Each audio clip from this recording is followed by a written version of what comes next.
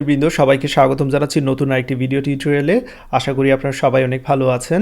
TypeScript সিরিজের ষষ্ঠ lecture video tutorial এটি। আশা করি আগের 5টি লেকচার ভিডিও টিউটোরিয়াল আপনারা দেখে নিয়েছেন। যারা দেখেননি অবশ্যই প্রত্যেকটি ভিডিও সিকোয়েন্সে দেখার চেষ্টা করবেন এবং সেই ভিডিওগুলো দেখার পরে এই ভিডিওতে চলে আসবেন। তো এই ভিডিও টিউটোরিয়ালে আলোচনা করব এরে ডেটা টাইপ সম্পর্কে। দেখি চলুন আমরা কিভাবে টাইপস্ক্রিপ্টে এরে ডেটা টাইপ ব্যবহার করতে হয়। ওকে, তো এখানে দেখতে পাচ্ছেন আমি ভিজুয়াল স্টুডিও কোডে চলে এসেছি। গত লেকচার ভিডিও টিউটোরিয়ালে আমি কম্পাইলারটা রান করেছিলাম, সেটা এখানে ক্যান্সেল করে দিচ্ছি Ctrl+C চেপে, এবং এইখানে অলরেডি আমার এটা ক্লিন করে নিলাম। তো দেখতে পাচ্ছেন এইখানে দেখাচ্ছে ইউজার ডিফাইন টাইপ ফোল্ডারের মধ্যে রয়েছে, এই যে ইউজার ডিফাইন টাইপ। তো আপনি যে কোনো ফোল্ডারে থাকুন, ডাজেন্ট ম্যাটার, বাট যে ফোল্ডার নিয়ে কাজ করছেন মেক শিওর টার্মিনালে সেই ফোল্ডারটা দেখাচ্ছে। ওকে, তো যেমনটা বলেছি এই ভিডিও টিউটোরিয়ালে আমরা এরে টাইপ নিয়ে আলোচনা করব। তাই আমি এখানে রাইট বাটনে ক্লিক করে একটি নতুন ফাইল তৈরি করে নিচ্ছি, নাম দিয়ে দিচ্ছি এরে টাইপ। ওকে, .ts টাইপস্ক্রিপ্টের এক্সটেনশন হিসেবে .ts ব্যবহার করছি। তো যেহেতু এই ডিরেক্টরিতে রয়েছে ইউজার ডিফাইন টাইপ, সেক্ষেত্রে আমি এই ফাইলটাকে রান করতে পারবো। এখানে দুইটা জায়গা থেকে খুব সহজেই করতে পারবো, ফাইলগুলো আমার ওপেন করা আছে। তো আমি একটু বড় করে নিতে পারি চাইলে, হয়তো আপনাদের সেক্ষেত্রে দেখতে সুবিধা হবে। আমি এখানে একটু বড় করে নিচ্ছি, ফাইন। অলরাইট, এবার চলুন যে কাজগুলো আমরা করতে পারি, এরে ডিক্লেয়ার করা শুরু করে দিতে পারি। তো আমরা অলরেডি এরের সাথে পরিচিত, আমরা চাইলে এরকম করতে পারি। লেট আমি দিয়ে দিচ্ছি ইউজার নেমস ইকুয়াল, এখানে আমি একটা এরে ডিক্লেয়ার করে নিচ্ছি। সাপোজ এখানে দিচ্ছি আনিস, এখানে দিচ্ছি আরেকটি নেম দিলাম, দেন এইখানে দিতে পারি পিঙ্কি। পারফেক্ট। তো এবার আমি যদি এটা আমি সেভ করে নিই এবং এখানে আপনাদের দেখাই, দেখতে পাচ্ছেন এখানে যখনই আমি হোভার করছি তখনই দেখাচ্ছে এটা স্ট্রিং টাইপের এরে। এই যে সিনটেক্সটা কিন্তু এখানে দেখাচ্ছে স্ট্রিং টাইপের এরে। যেহেতু ভ্যালু ডিরেক্টলি দিয়ে দিয়েছি সেক্ষেত্রে টাইপ এখানে ডিক্লেয়ার করার কোনো প্রয়োজন হচ্ছে না।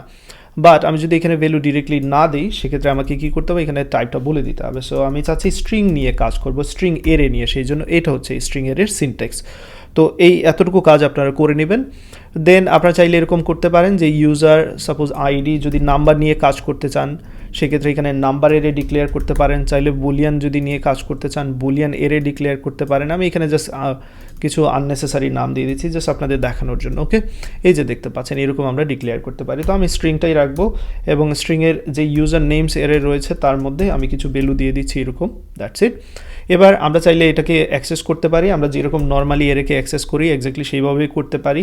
ইউজার নেমস সাপোজ এখানে দিচ্ছি ইউজার নেমস থেকে যদি প্রথম ইন্ডেক্সের ভ্যালুটা প্রিন্ট করতে চাই এরকম 0 দিয়ে দিতে পারি। ওকে, বাট এই যে আমি টাইপস্ক্রিপ্ট ব্যবহার করলাম সেটার উপকারিতাটা কি, এগুলো তো সবই জাভাস্ক্রিপ্টের মাধ্যমে আমরাও করতে পারতাম, তাই না? উপকারিতা হচ্ছে সাপোজ যদি আমি এইখানে মনে করেন যে বলে দিয়েছি স্ট্রিং টাইপের এরে নিয়ে কাজ করবো, বাট যদি এখানে আমি নাম্বার দিই সেক্ষেত্রে কী হবে, ডেফিনেটলি সাথে সাথে এই যে দেখতে পাচ্ছেন এইখানে এরর দেখাচ্ছে। এই হচ্ছে আমার টাইপস্ক্রিপ্টের সুবিধাটা। ওকে, সো আমি যখন কোডিং করছি তখন আসলে এরর যে হ্যান্ডেল করার প্রসিজিওর সেটা খুব সহজেই আমি হ্যান্ডেল করতে পারবো এবং এররটা ভিজিবল হয়ে যায় সাথে সাথে আমার কাছে। ওকে, সো এমনটা যদি হতো এখানে টাইপস্ক্রিপ্ট ব্যবহার করতাম না, রান করার পরে আমার খুঁজে বের করতে হতো এটা কোন জায়গায় প্রবলেম, সাপোজ এরকম একটা সিচুয়েশন হয়ে যেত। ওকে, তো আশা করি বুঝতে পেরেছেন এই যে কীভাবে এরে ডিক্লেয়ার করতে হয়। তো এরে ডিক্লেয়ার করার যে এইটাই যে শুধু একটা প্রসিজিওর এরকম না, আরও প্রসিজিওর আছে। আরেকটা সেটা আমি আপনাদের দেখাচ্ছি, সেটা আমি নিচের লাইনে এখানে আমি নিয়ে আসি এবং এটা কমেন্ট করে দিচ্ছি।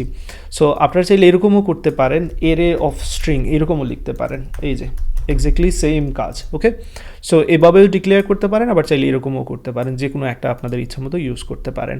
ফাইন, তো এটাকে যদি আমি রান করতে চাই সেক্ষেত্রে প্রথমে কম্পাইল করতে হবে, TSC লিখে, দেন ফাইলের নাম হচ্ছে arraytype.ts, দেন আমরা হাইফেন ওয়াচ দিয়ে দিই, যার মাধ্যমে কী করতে পারি, আমরা ওয়াচ করতে পারি রেগুলারলি কী করবে, আপডেট কম্পাইল হবে এখানে। তো সেটা হবে এখানে এইদিকে কম্পাইল হচ্ছে, পারফেক্ট, কোনো এরর দেখাচ্ছে না।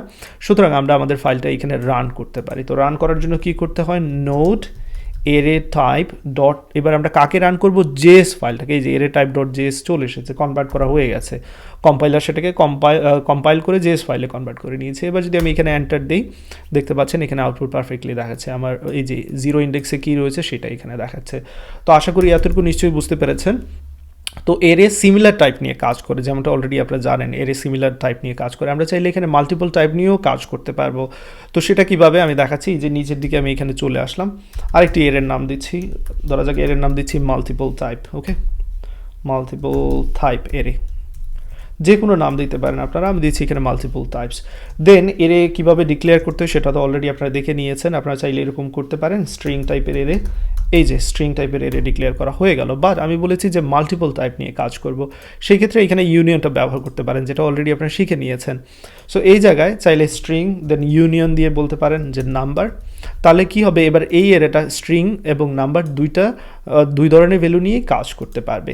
তো সেটা আমি আপনাদের দেখাচ্ছি। এই যে মাল্টিপল টাইপ সমান সমান এইখানে দিয়ে দিচ্ছি এর মধ্যে, সাপোজ আমি নাম্বার দিচ্ছি, দেন এইখানে স্ট্রিং দিচ্ছি, যে কোনো কিছু দিচ্ছি। দেখতে পাচ্ছেন এইখানে পারফেক্টলি কাজ করার কথা, কিন্তু এখানে কাজ করছে না কেন সেটা আমরা দেখি নিই। মাল্টিপল টাইপস সব কিছু ঠিকঠাক আছে। আচ্ছা, এখানে যদি আমরা এটাকে জাস্ট এইরকম বন্ধনীর মধ্যে রেখে দিই, বা প্যারেন্থেসিস যেটা বলে থাকি সেই প্যারেন্থেসিসের মধ্যে রেখে দিই, তাহলে problem solve. So make sure প্যারেন্থেসিসটা এখানে আপনারা দিয়ে দেন। ওকে, ফাইন, রাইট। তো এখানে বুঝতে পারলেন যে কীভাবে সিঙ্গেল টাইপ নিয়ে কাজ করতে হয়, কীভাবে মাল্টিপল টাইপ নিয়ে কাজ করতে হয়। বাট মেইনলি আমরা এর ব্যবহার করে থাকি কোনো একটা নির্দিষ্ট টাইপ নিয়ে কাজ করার জন্য, সিমিলার টাইপ নিয়ে কাজ করার জন্য, সেটা হচ্ছে মেইন উদ্দেশ্য। মাল্টিপল টাইপ এখানে দেখালাম জাস্ট আপনাদের বোঝার সুবিধার্থে। ফাইন, দেন এর সাথে অনেক ধরনের মেথডের ব্যবহার আপনারা দেখেছেন, যেটা জাভাস্ক্রিপ্টের অংশ। এখানে আসলে এত বিস্তারিত বলার কিছু নেই। আপনি এর সাথে পুশ ব্যবহার করেছেন, পপ, শিফট, আনশিফট, সেগুলো প্র্যাকটিস করে নিতে পারেন। এর সাথে সর্টিং ব্যবহার করেছেন, তাইলে এখানে এর সর্টিংটা আমরা করে নিতে পারি, জাস্ট একটু প্র্যাকটিস করার জন্য, আর কিছু না। টাইপস্ক্রিপ্ট যা যা দেখার দরকার আমরা দেখে নিয়েছি, শেষ। জাস্ট এবার একটু মজা নিচ্ছি আর কি। তো আগেরগুলো মনে করার চেষ্টা করছি, সেটা হচ্ছে মেইন উদ্দেশ্য। প্র্যাকটিসের কোনো বিকল্প নেই। সো এখানে আমি দিচ্ছি ইউজার নেমস।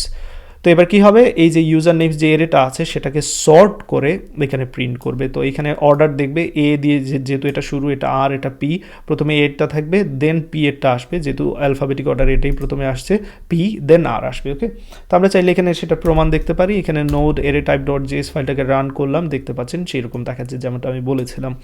তো অন্যান্য মেথডগুলো আপনারা এখানে ট্রাই করতে পারেন। আমি এখানে সময় নষ্ট করব না। পুশ, পপ, আনশিফট, শিফট সেগুলো আপনারা মনে করে নিতে পারেন এইখান থেকে। ওকে, এই ভিডিও টিউটোরিয়াল এতটুকু থাকবে। সবাই ভালো থাকবেন, সুস্থ থাকবেন। আল্লাহ হাফিজ।